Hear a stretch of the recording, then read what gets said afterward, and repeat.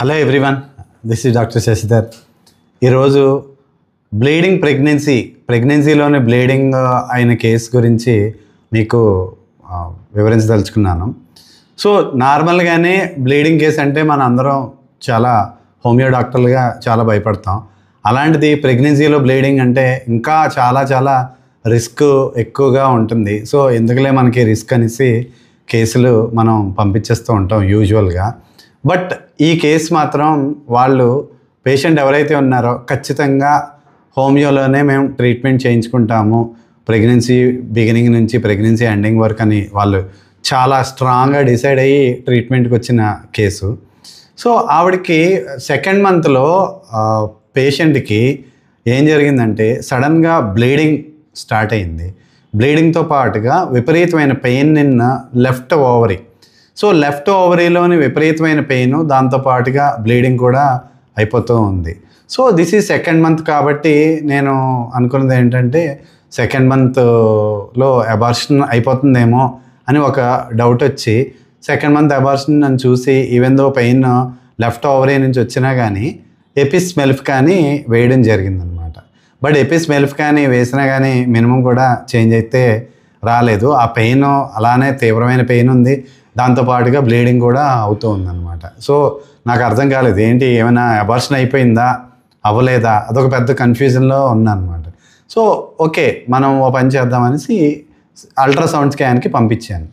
Ultrasound స్కాన్కి పంపించిన తర్వాత ఆ రిపోర్ట్ చూసి చాలా షాక్ అయ్యాను అనమాట. ఎందుకంటే టోటల్ ఎవ్రీథింగ్ ఈజ్ ఇంటాక్ట్ అని వచ్చింది. సో లోపల ఫీటస్ అది దానికి ఏ ప్రాబ్లము లేదు, it is perfectly all right అని స్కాన్లోని రిపోర్ట్ వచ్చింది. సో ఖచ్చితంగా okay, foetus is good, so abortion అయితే కాదు.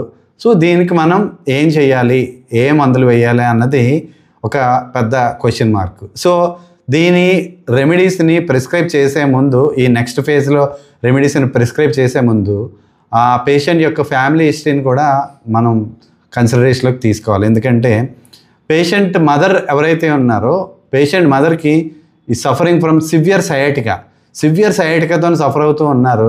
వాళ్ళ ఫాదర్ ఎవరైతే ఉన్నారో ఆయనకి ప్రోస్టేట్ క్యాన్సర్తోనే ఆయన చనిపోయారు అనమాట.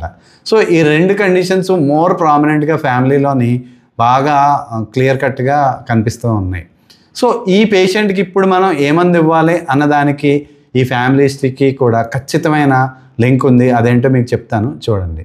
సో ఇమీడియట్గా నేను తీసుకున్న రూబ్రిక్స్ ఏంటంటే పెయిన్ ఓవరీ ప్రెగ్నెన్సీ డ్యూరింగ్ అనే రూబ్రిక్ కెంట్ రిపర్టరీలోని పెయిన్ ఓవరీ ప్రెగ్నెన్సీ డ్యూరింగ్ అనే రూబ్రిక్ని తీసుకున్నాను.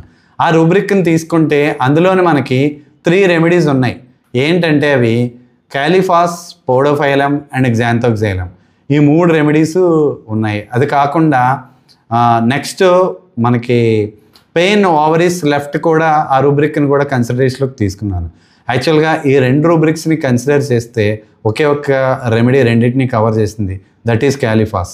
బట్ కానీ క్యాలిఫాస్ని ముందు ఇవ్వలేదు, ఎందుకంటే ఇమీడియట్గా నేను మెట్రమెడికాని తీసి చదివాను. ఈ 3 రెమెడీస్ యొక్క మెట్రమెడికాని చదివితే అందులో క్లియర్ కట్గా మనకి ఇచ్చింది ఏంటంటే పోడోఫైలం మనందరికీ తెలిసిందే, పోడోఫైలం ఇది రైట్ సైడ్ రెమెడీ. సో అందువల్ల పోడోఫైలంని పక్కన పెట్టేశాను. సో ఇంకా మిగిలినవి మనకి క్యాలిఫాస్ అండ్ గ్జాంథోక్సైలం. సో ఈ క్యాలిఫాస్ గ్జాంథోక్సైలంలో ఏది ముందు ఇవ్వాలన్నది ఒక పెద్ద క్వశ్చన్ మార్క్ అయిపోయింది. బట్ కానీ నేను మెట్రమెడికా చదివిన తర్వాత బోరిక్ మెట్రమెడికాలో మనకి గ్జాంథోక్సైలం గురించి కొన్ని పాయింట్ ఇచ్చారు. అదేంటో ఒక్కసారి చదువుతాను, చూడండి. మెన్సెస్ జెనిటేలియా ఫీమేల్లో menses 2 yearly and painful, ovarian neuralgia with pain in loins and lower abdomen, worse left side extending down the thigh along the genitocroral nerves అనేసి ఇచ్చారు. అంతేకాకుండా న్యూరాలజిక్ డిస్మెనోరియా అని కూడా ఇచ్చారు. సో ఈ పాయింట్ చూసిన తర్వాత చాలా దగ్గరగా అనిపించింది. అది కాకుండా దీని బోరిక్లో బిగినింగ్లోనే గ్జాంథోక్సైలం గురించి it's specific action is on the nervous system and mucus membranes అని ఇచ్చారు. సో ఫ్యామిలీ హిస్టరీలో ఆల్రెడీ మనకి సివియర్ సయాటిక్ పెయిన్ వాళ్ళ మదర్కి ఉంది కాబట్టి సో ఈ నర్వస్ రెమెడీ ఇది సరిపోవచ్చు. ఇక్కడ ఈ లెఫ్ట్ ఓవేరియన్ న్యూరాలజియాకి నర్వస్ సిస్టమ్ మీద యాక్షన్ ఆఫ్ దిస్ రెమెడీ గ్జాంథోక్సైలంకి మ్యాచ్ అవుతుందనేసి గ్జాంథోక్సైలంని ఇవ్వడం జరిగింది. సో గ్జాంథోక్సైలం ఇచ్చిన తర్వాత టు మై ఎక్స్పెక్టేషన్ నేను ఏదైతే ఎక్స్పెక్ట్ చేశానో అదే జరిగింది.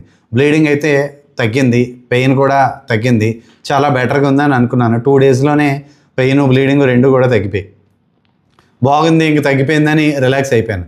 అయిపోయిన తర్వాత 3 డేస్ తర్వాత మళ్ళా సేమ్ బ్లీడింగ్ అయితే స్టార్ట్ అయిందనమాట. మళ్ళా బ్లీడింగు మళ్ళా పెయిన్ కూడా స్టార్ట్ అయింది.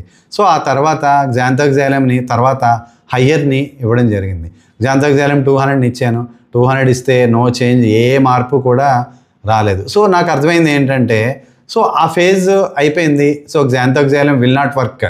సో గ్జాంతోగ్జాలియం అయితే పని చేయదు ఇంకా, ఎందుకంటే this condition is so deeper. ఇంకా మనం ఏదైతే నర్వస్ ఆరిజిన్ అని మనం ఏదైతే అనుకున్నామో అంతకన్నా డీపర్ లేయర్ నుంచి ఈ కండిషన్ బయటకు వచ్చింది కాబట్టి సో ఈ రెమెడీ అయితే పనిచేయదు. సో నెక్స్ట్ మనకి మిగిలిన రెమెడీ క్యాలిఫాస్ ఉంది కదా. సో క్యాలిఫాస్ని ఒకసారి మళ్ళా బోరిక్లోనే ఒకసారి ఐ వెంట్ త్రూ.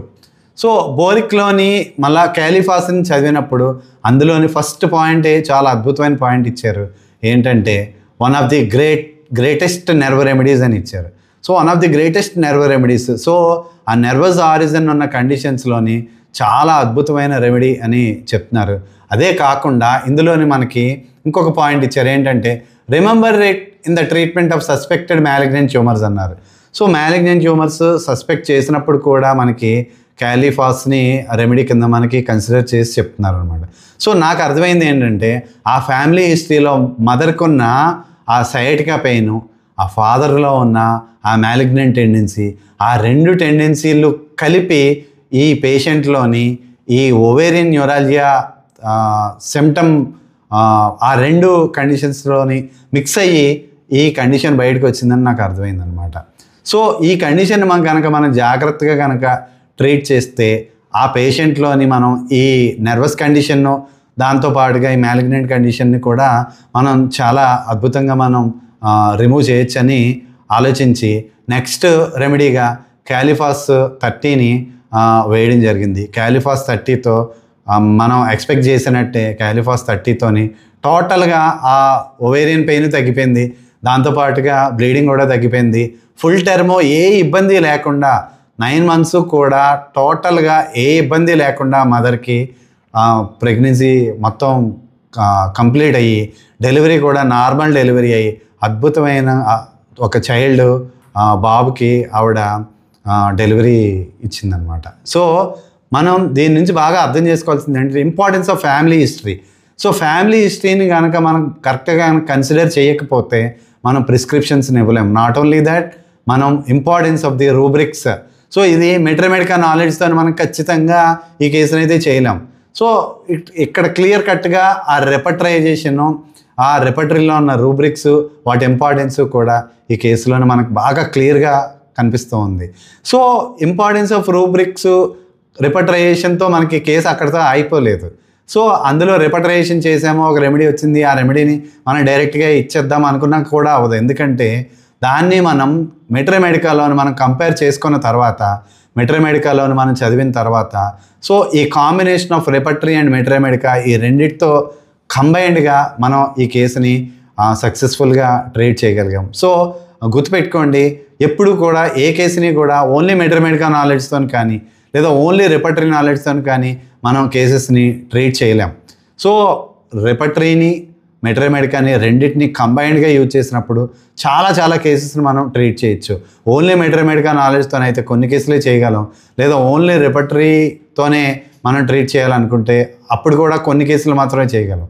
బట్ ఈ రెండింటి మీద కూడా పూర్తి అవగాహన ఉండి మనకు పూర్తి నాలెడ్జ్ ఉన్నప్పుడు మాత్రమే మనం చాలా కేసెస్ని మనం ట్రీట్ చేయగలుగుతాం. So thank you everyone.